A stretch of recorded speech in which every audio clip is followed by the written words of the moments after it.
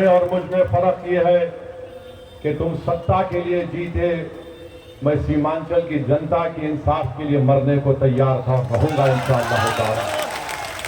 ये माफिया राज की बातें करते हैं, तुम गुंडा राज को वापस लाना चाहते हो। मुझे यकीन है कि किशनगंज की जनता और कोटिया की जनता जो इस तरह की धमकी देने वालों का साथ नहीं देगी। मजलिस ने एक साफ सुथरे काबिल पढ़े लिखे नौजवान को अपना उम्मीदवार बनाया है। आप जानते हैं उसका नाम शम्स आगाज है, और मैं उन धमकी देने वालों को कह रहा हूं कि किशनगंज में इंशाअल्लाह ताला एक विकास की बुनियाद रखी जाएगी शम्स आगाज के कामयाबी के बाद। मैं उन लोगों को पैगाम दे रहा हूं जो 25 साल से यहां से जीत के तो आते हैं, मगर जीतने के बाद किशनगंज की जनता को भूल जाते हैं। एक नए आगाज होगा, एक नए बाप का आगाज होगा किशनगंज में, जहां पर गरीब की आवाज को सुना जाएगा। यहां पर जो करप्शन का रेड कार्ड है, उस भ्रष्टाचार और रिश्वत का खात्मा होगा इंशाअल्लाह ताला। गरीब अगर गवर्नमेंट के दफ्तर को जाता है तो आवास योजना के लिए पैसे देना पड़ता है, रजिस्ट्रेशन और म्यूटेशन के लिए 3000 से 5000 रुपये देना पड़ता है। इंशाअल्लाह ताला आप यहां से शम्स आगाज को अपना वोट देकर कामयाब करिए।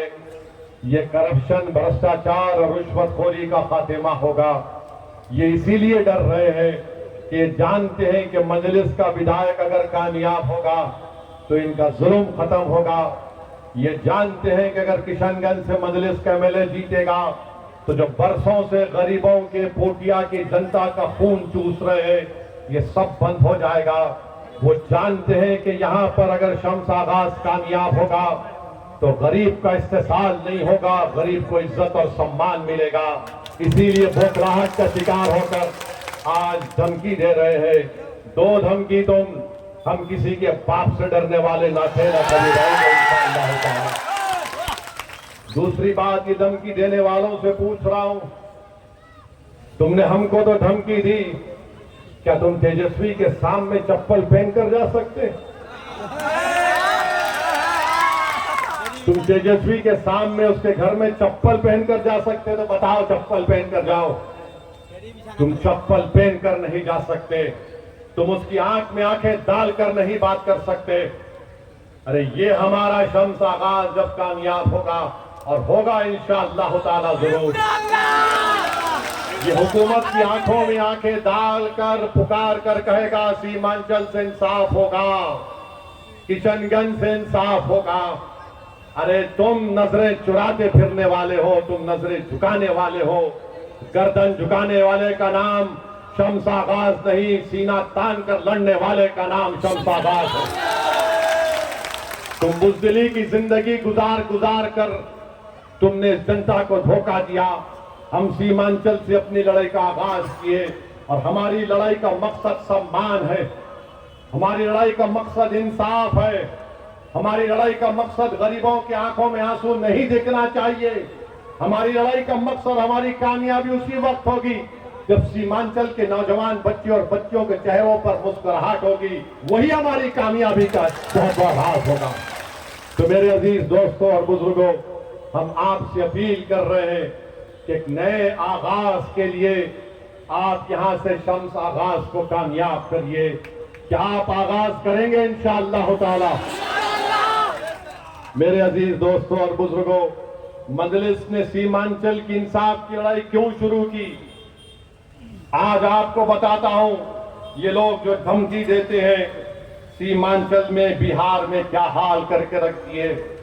एक तरफ नरेंद्र मोदी है, 3 बार बिहार की जनता ने उनको प्रधानमंत्री बनाया।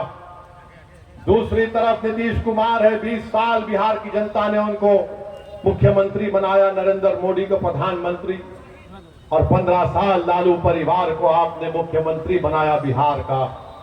नीतीश कुमार के 20 साल में कभी नरेंद्र मोदी को सत्ता मिली तो कभी तेजस्वी आकर बैठ गए।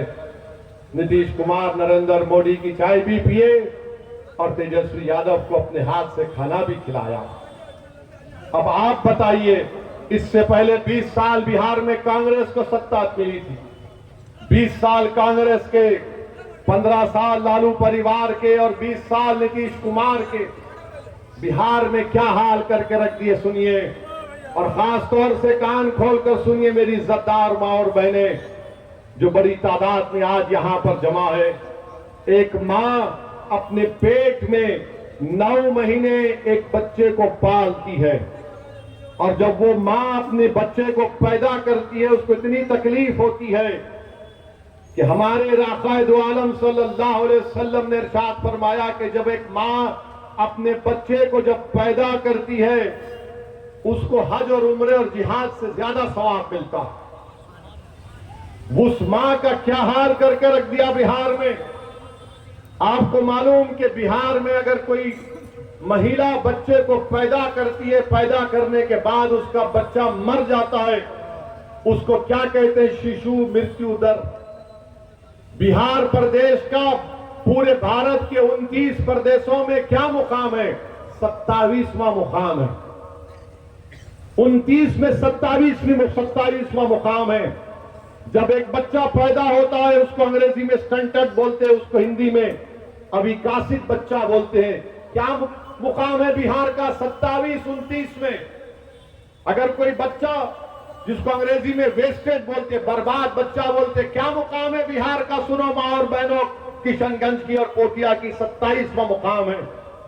अगर कोई मां 9 महीने के बाद उस बच्चे को पैदा करती, उसका वजन कम होता है, उसका क्या बिहार में पोजीशन है? तो 29 में से 27वां मुकाम बिहार का है। ये हाल बना के रख दिए, ये हाल बना के रख दिए कि 9 महीने के बाद एक बच्चा पैदा होता है तो मर जाता है। और 20 साल से नीतीश कुमार की सरकार, जिसमें तेजस्वी उप मुख्यमंत्री, 15 साल लालू परिवार मुख्यमंत्री, 3 बार प्रधानमंत्री मोदी बन गए, 20 साल कांग्रेस का दौर रहा और सत्ता में रहने के बाद उस मां पर क्या गुजरती होगी बताओ, जो अपने बच्चे को खो देती है। और आपको मालूम कि बिहार में 90% महिलाएं अपने बच्चे को अपने घर में पैदा करती हैं, मजबूर है, अस्पताल नहीं है। और फिर ये लोग सब मिलकर बोलते ओवैसी हैदराबाद छोड़कर सीमांचल क्यों आया, बिहार क्यों आया? आपकी बर्बादी की दास्तान सुनो आप। स्कूल में कितने बच्चे स्कूल में जाते हैं? बिहार का मुकाम क्या है? 29 में 28। कितने बच्चे स्कूल को हाजिरी देते हैं? 16 और 13 साल के दरमियान में बिहार का मुकाम 17। 18-23 साल एडमिशन कितने बच्चे लेते हैं बिहार में एक साल, पहली जमात से 8वीं क्लास तक? 28 में 24वां मुकाम बिहार का है। अब आ जाइए किशनगंज में। किशनगंज में कितने बच्चे जो हम कहते हैं कि स्टंटेड हैं, जिसको कहते हैं अविकसित बच्चे, किशनगंज में 50%। 25 साल से यहां पर बनकर गठबंधन का एमएलए, तुम्हारे बच्चों का इलाज तो तुम कराते होगे, बताओ इस गरीब का क्या हाल होगा, बताओ आप। और फिर किशनगंज में सुनिए, किशनगंज में 55% जिले में एक ऐसा इलाका है जो सैलाब आता है, नदी कटाव का इलाका है। 25-30 साल से तुम हो, तुम्हारी पार्टी है, तुमने क्या किया बताओ? इसका तुम्हारे पास कोई जवाब नहीं है। और फिर बिहार सरकार कहती है कि बिहार में सबसे ज्यादा पहले मरने वाला कौन है? मुसलमान। ये झूठ है क्या? ये बिहार सरकार का डेटा है। बिहार में 50% मुसलमान जो गरीब गांव में रहता है वो गरीबी के सीमा दर से नीचे है, गरीबी रेखा के दर से नीचे है। जो शहर में रहता है, ऐसा किशनगंज शहर में, वो 45% के करीब है। मैं जिम्मेदार हूं। तुम 20-20 साल, 25 साल, 15 साल सत्ता में रहे और तुम आकर हमसे पूछ रहे क्यों आ रहे हो? याद रखो, असदुद्दीन ओवैसी 11 साल से बिहार और सीमांचल को आ रहा है। मैंने अपनी पार्टी का आगाज इसी किशनगंज के उस बड़े मैदान से किया था। पीठ दिखाकर भागने वाले का नाम असदुद्दीन ओवैसी नहीं है, लिख के रख लो तुम। मुझे कामयाबी मिले तो मैं तुम्हारा शुक्र अदा करता रहूंगा, अगर नहीं भी मिली तो नहीं मिली हमको पहली मर्तबा तो हमने सीमांचल को नहीं छोड़ा। ये इसीलिए डरते हैं कि आकर ये सब बात आपके सामने खोल खोल कर बयान करता है। और आज आप देखते हैं कि आपकी आवाज कौन है, बताओ। क्या ये लोग तुम्हारी आवाज बनेंगे बिहार के विधानसभा में? ये लोग आपकी राय लड़ सकेंगे बिहार की विधानसभा में? क्या ये लोग 2004 से राजद की हुकूमत नहीं बनी, इसका जिम्मेदार मैं हूं। 2004 से राजद की हुकूमत नहीं बन रही। हर चुनाव आता वोट दो, वोट दो, वोट दो। हर चुनाव आता ओवैसी वोट कटवा है, भाजपा को रोकना है, भाजपा जीत जाती है। बताओ फिर आप क्या कर रहे हैं? बराबर बीजेपी को रोकना है, मोदी को हराना है इंशाअल्लाह ताला। मगर इसका मतलब यह नहीं है पोठिया की जनता, किशनगंज और सीमांचल की जनता कि मैं अपने घर को वीरान करके अगियारों के घरों को आबाद करता रहूंगा। नहीं हो सकता ये। इसका मकसद हरगिज ये नहीं है कि मेरा बच्चा जो मां की पेट में 9 महीने रहा वो मर जाए, उसकी खबर पर कोई अपने इख्तियार के महल को तामीर कर ले। ये कभी नहीं हो सकता कि मेरा 28% नौजवान बिहार और सीमांचल छोड़कर चला जाए और कोई अपने इख्तियार के महल तामीर करता रहे। बताओ, गरीब की आवाज अगर कोई उठाएगा बिहार की विधानसभा में तो ये नौजवान उठाएगा इंशाअल्लाह ताला। मेरे अजीज दोस्तों और बुजुर्गों, आखिर सीमांचल से इतनी नफरत क्यों है? पटना में मोदी, अमित शाह और नीतीश कुमार ने IIT बनाया, एम्स बनाया, NIFT बनाया, NLU बनाया, NMCH बनाया। गया में और राजगीर में नीतीश कुमार ने IIM बना दिया, IHM बना दिया, सेंट्रल यूनिवर्सिटी बना दी, नालंदा यूनिवर्सिटी बना दिया, बिहार पुलिस एकेडमी बना दी और एक 750 करोड़ का स्पोर्ट्स का कॉम्प्लेक्स बना दिया। और फिर पूछते ओवैसी क्यों आया? पटना से किशनगंज 300 किलोमीटर है। सीमांचल चांद पर नहीं, बिहार का हिस्सा है। आपने 3 मर्तबा मोदी को प्रधानमंत्री बनाया, मगर मोदी का दिल अटका हुआ है अहमदाबाद में। नीतीश कुमार को 20 साल मुख्यमंत्री बनाया बिहार की जनता ने। सुनो सीमांचल और किशनगंज की आवाम, नीतीश कुमार का दिल राजगीर में अटका हुआ है। तुमने लालू परिवार को 15 साल मुख्यमंत्री बनाया, फिर 2 मर्तबा तेजस्वी उप मुख्यमंत्री बन गए, मगर लालू का और परिवार का दिल सिर्फ एक ही बेटे में अटका हुआ। बताओ कहां जाएगा सीमांचल का गरीब? तुम कब तक इन लोगों को इख्तियार की कुर्सियों पर बिठाओगे जो तुम्हारी गरीबी को, तुम्हारी तकलीफ को समझने वाले नहीं है? ये लोग आकर मेरे भाषण के बाद बोलेंगे कि ओवैसी जज्बाती तकरीर करता, भड़काऊ भाषण देता। अगर मैं एक एक पॉइंट जो बोल रहा हूं, क्या वो सच्चाई पर मुबन्नी नहीं है? मुझे बताओ। और अगर तुमको जज्बाती तकरीर करना नहीं आता तो इसमें गलती मेरी नहीं है, गलती तुम्हारी है, क्योंकि तुम्हारे दिमाग में गुलामी भरी हुई है। मैं आजादी चाहता हूं। तुम्हारी जबान अगर सच को बयान नहीं कर सकती इसलिए कि तुमने अपने जमीर को बेच दिया अपने सियासी आकाओं के सामने। अगर तुम्हारी जबान लोगों के दिलों में हरारत नहीं पैदा कर सकती तो गलती तुम्हारे दिल में है, क्योंकि तुम सच को कबूल करने को तैयार नहीं हो। और सच यह है कि सीमांचल को पसमानदा रखा गया। इसलिए रखा गया क्योंकि अगर सीमांचल का नौजवान तालीम याफ्ता हो जाएगा, किशनगंज का बच्चा रोजगार से लग जाएगा, तो जो दौलतमंद दिल्ली, मुंबई, पंजाब, हरियाणा, हैदराबाद में बैठा है उसकी जिंदगी के आराम में खलल पड़ जाएगा। ये आपको गरीब रखना चाहते हैं ताकि हमारे बच्चे अपनी जवानी को किशनगंज और सीमांचल से दूर जाकर गुजारें। क्यों नहीं फैक्ट्री डाली जाती? क्यों नहीं फैक्ट्री बनाई जाती यहां पर? और अब यहां पर हमारे भाषण के बाद हमारे मुखालिफिन बोलेंगे, ओ तुम क्या करना चाहते हो? सुनो, हम ये चाहते हैं कि 3000 करोड़ रुपए सीमांचल को दिए जाएं। यहां पर जो तटबंध का काम है, एम्बैंकमेंट का, नदियों का काम होना चाहिए। और आप जानते हैं कि यहां पर किशनगंज में खुद गवर्नमेंट कहती है कि किशनगंज जिला 55% किशनगंज जिला सैलाब के ज़ेर असर आ जाता है। तो दूक नदी में नदी कटाव का काम किया जा सकता है। मंजलिस 3000 करोड़ के लिए लड़ेगी। फिर यहां पर खरीदी का प्रोक्योरमेंट का सेंटर किशनगंज और अरारिया में हम कायम करने की लड़ाई लड़ेंगे। अलीगढ़ मुस्लिम यूनिवर्सिटी का कैंपस 3 शेड में चल रहा है, हम उसकी बहाली के लिए, उसको अच्छा करने के लिए कोशिश करेंगे। और हम यहां पर 100 कम्युनिटी क्लिनिक सीमांचल में बनाएंगे, अस्पताल पीएचसी करेंगे। और हम इस बात के लिए लड़ेंगे कि डेली पटना से किशनगंज को अरारिया तक एक वंदे भारत की ट्रेन बने और यहां पर एक फास्ट ट्रैक यानी तेज रफ्तार दिल्ली सीमांचल की रेल लिंक का आगाज का काम हो। ये मजलिस करना चाहती है इंशाअल्लाह ताला। लोग बोलेंगे कैसा करोगे तुम? बाबू काम निकालना वो हमारी महारत है।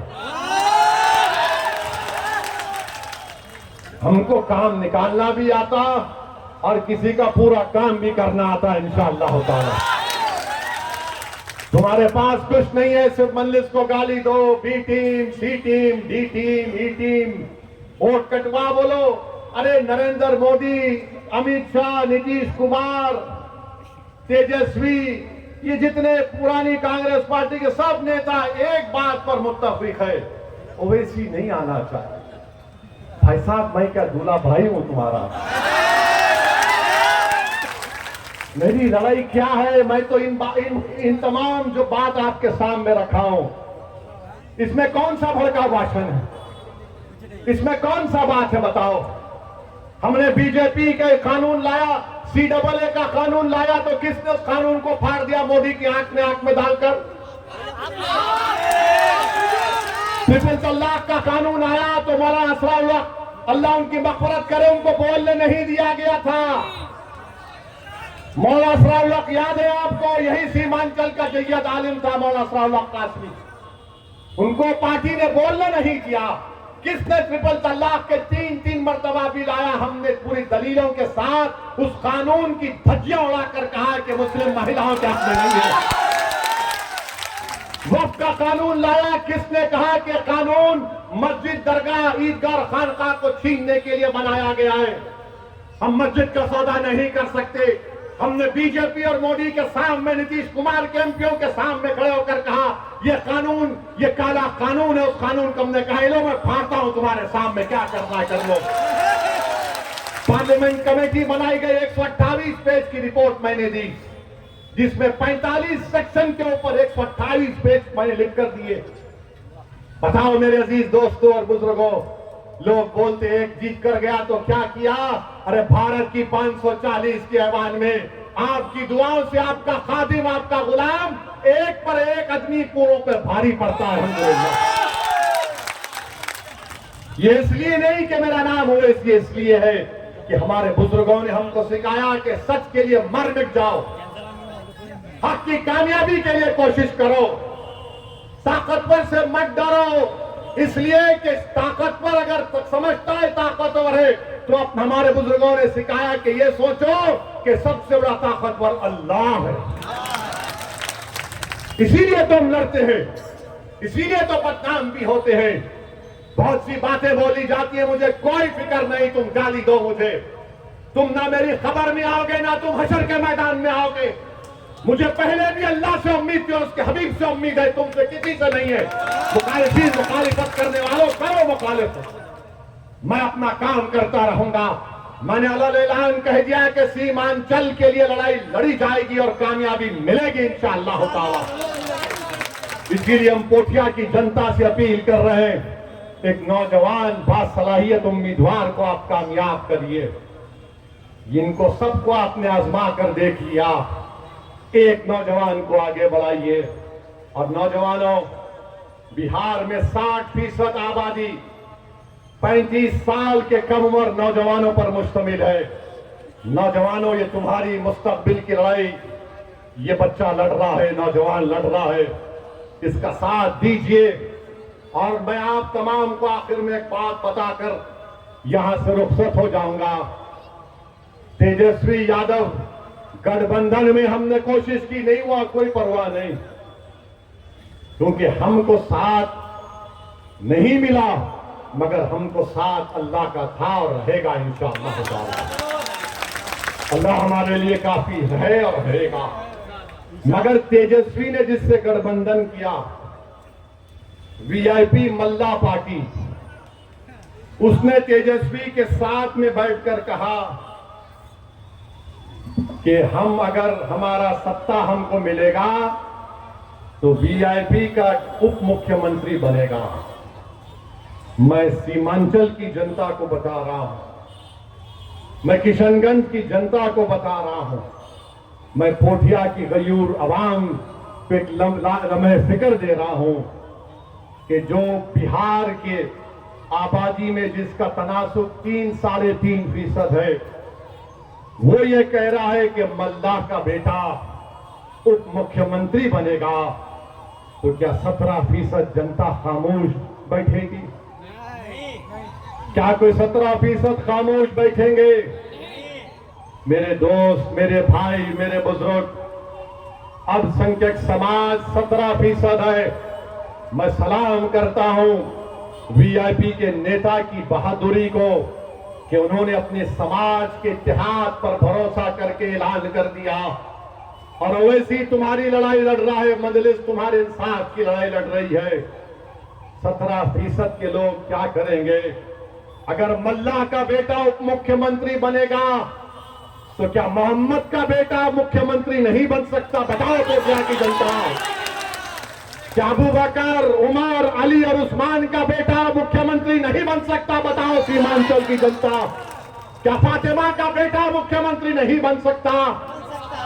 बन सकता है, बशर्ते कि तुम अपनी ताकत को महसूस करो। ये जालिम लोग आकर हमको डरा डरा कर दिमाग में बात डाल देते हैं, अरे नहीं होगा, नहीं होगा। मेरे भाई, जब बच्चा चलना शुरू करता है तो बड़े क्या बोलते हैं, उसको चलने दो। गिरेगा, उठेगा, फिर चलेगा, चलेगा तो दौड़ेगा, दौड़ेगा तो कामयाब होगा। तुम चलना शुरू कर दिया, अब दौड़ो, अपने लिए दौड़ो, अपने बच्चों के लिए दौड़ो। बनेगा इंशाअल्लाह ताला।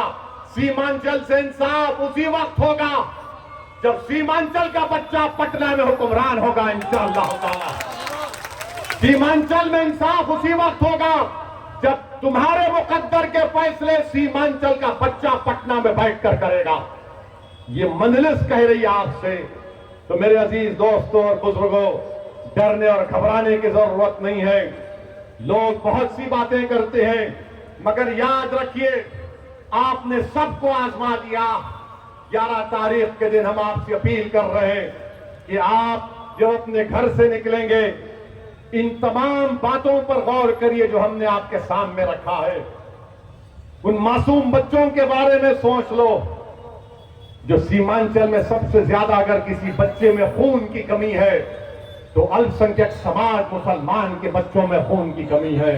उन बच्चों में खून की कमी इसलिए है मेरी मां और बहनों, बुजुर्गों, क्योंकि जालिम इख्तिदार की कुर्सियों पर बैठने वालों ने उसके बाप और उसके मां का खून चूस लिया, इसलिए उस बच्चे की रगों में खून कम है। उन बच्चों के चेहरों पर मुस्कुराहट लाओ। ये नौजवान बच्चों और बच्चों को हौसला दो ताकि वो अपनी जिंदगी के ख्वाबों को पूरा कर सके। मजलिस भी यही चाहती है। हम आपसे अपील कर रहे हैं कि 11 तारीख को जब आप वोट डालने जाएंगे, अपने आप को देखिए, अपने बच्चों को देखिए, इस किशनगंज को देखिए, सीमांचल को देखिए, मुल्क के हालात को देखिए। कौन तुम्हारी लड़ाई लड़ रहा है, कौन तुम्हारी लड़ाई लड़ता रहेगा। मेरे अजीज दोस्तों और बुजुर्गों, 11 तारीख के दिन एक तारीखी फैसला आपको करना है। पतंग के निशान पर बटन दबाना है। अगर कोई इख्तिदार के नशे में आकर धमकी भी देता है और कोई ये कहता है कि मैं ऐसा कर दूंगा या फिर मैं दौलत की ताकत पर कामयाब हो जाऊंगा, बराबर लो उनसे दौलत, क्योंकि यहां पर रिश्वत का बाजार आम कर दिया मोदी नीतीश कुमार ने। मगर वोट किसको पड़ेगा? वोट किसको पड़ेगा? वोट किसको पड़ेगा? बटन किस पर दबेगा?